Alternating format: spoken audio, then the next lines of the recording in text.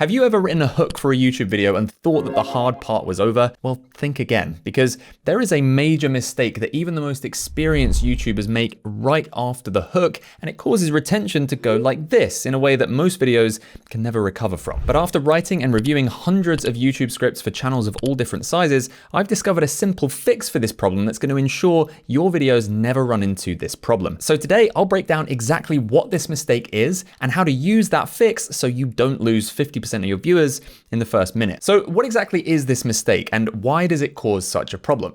Well, a week ago, I got an email from a subscriber that said this: I write my hooks for 20 to 30 seconds, but when I move into segment 1, it keeps feeling like I'm still in intro mode, re-establishing the problem that the hook already solved, rather than feeling like the video has properly started. And by the time I'm actually delivering value, it's sometimes 60 to 90 seconds in. Does that feel at all familiar? Because honestly, it's one of the most common problems that I see, even if people don't realize they're doing it. And the cause is actually pretty simple, because when it comes to scripting, you are probably hyper aware that your hook needs to be as concise as possible, right? To contain only the most important information that's going to make a viewer watch longer. But the problem is hyper focusing on that makes it easy to overcorrect, to go the wrong way and to shrink your hook so much that on one hand, you think, yeah, great, look at this hook. It's probably only going to take me 10 seconds to read it out.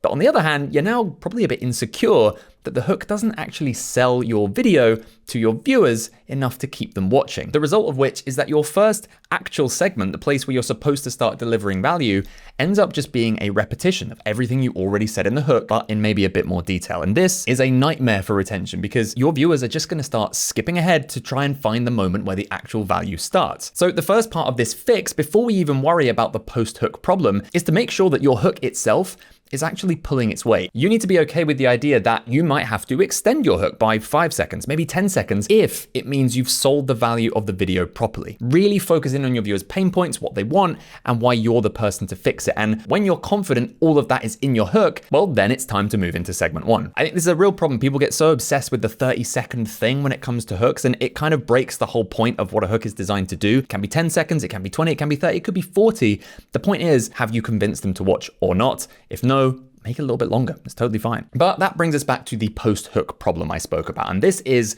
how we deal with segment 1. Because even with a perfect hook, you can still get this wrong. After all, segment 1 is the first moment where your viewers are judging whether or not they're actually getting any value from what your hook promised. But the good news is there are really only 3 options you have as you move from your hook into segment 1, which I remember using the handy acronym DES. Now, if you ever get stuck writing segment 1, trust DES to get you out of a pickle. Now, we're going to start with D because this is probably the most common structure for segment 1, but it's also the easiest to get wrong. Now, the easiest way for me to teach you this is to ask you to look back at the first segment of this video. Because the problem I had when approaching this topic is that pitching you in the hook on the idea that you should really care about nailing segment 1, it's just not very appealing, is it? And as YouTubers, we're often faced with this, right? The idea that you may know a topic is important to what your audience wants, but it's hard to explain why in the course of a 30-second hook, which is why my hook didn't really go into any detail about the segment 1 thing. Instead, it just focused on the stuff that I hoped you would care about, losing viewers, bad retention, that kind of stuff. But the problem this leaves us with is that we enter our first segment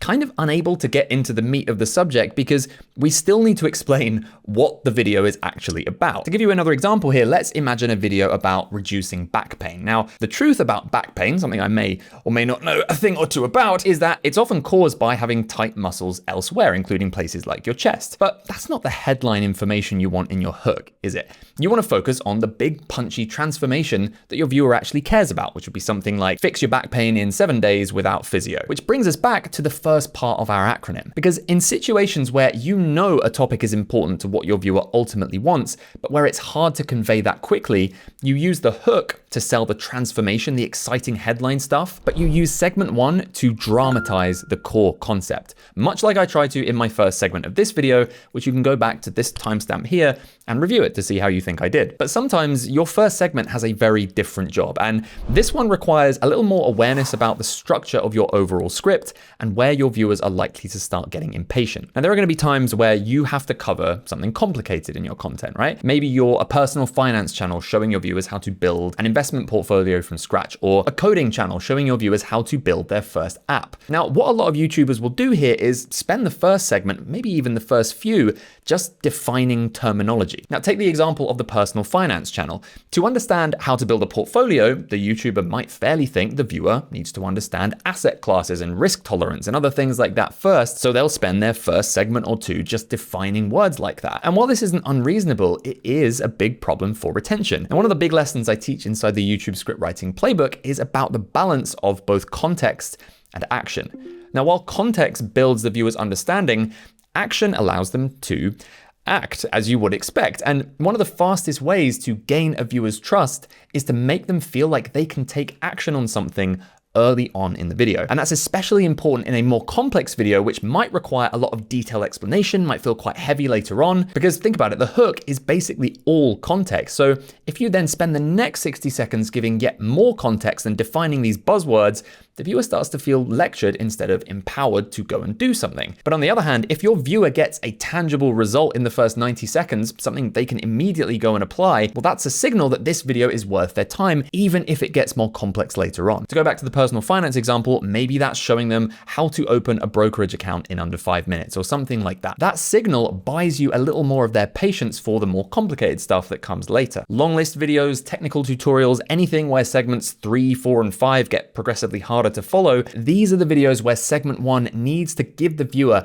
a quick win before the difficulty ramps up. And so the E of our DES acronym is quite simply easy to implement. But what if I told you that some of your viewers are destined to never finish your videos from the moment they first click, unless you say something very particular after your hook? Now, this comes up in a lot of niches where there's a widely accepted best practice for something that actually turns out to be misleading. This will often happen in the fitness niche or productivity or investing or even cooking. Viewers who watch this type of content usually turn up with a preconception of what you're going to teach because there are just so many videos already out there in those niches. And so a lot of the time they'll arrive assuming that they have heard the advice that you're going to give somewhere before, or more importantly, they might even have tried it and found that it didn't work. The truth is, it's your job to identify when those preconceptions are so strong, and it might just depend on the topic of a certain video you're making, that they need to be broken early for the viewers to watch the rest of your video. Now, there are usually two scenarios when this happens. First, if you're talking about an oversaturated topic in your niche, and second, if you are arguing something counterintuitive about that topic. If your video does either of those things, your first segment should probably open with something like this. But before we get into the system, I need to correct something most productivity advice gets completely wrong. Or, now look, you've probably tried time blocking before and found that it didn't really work for you.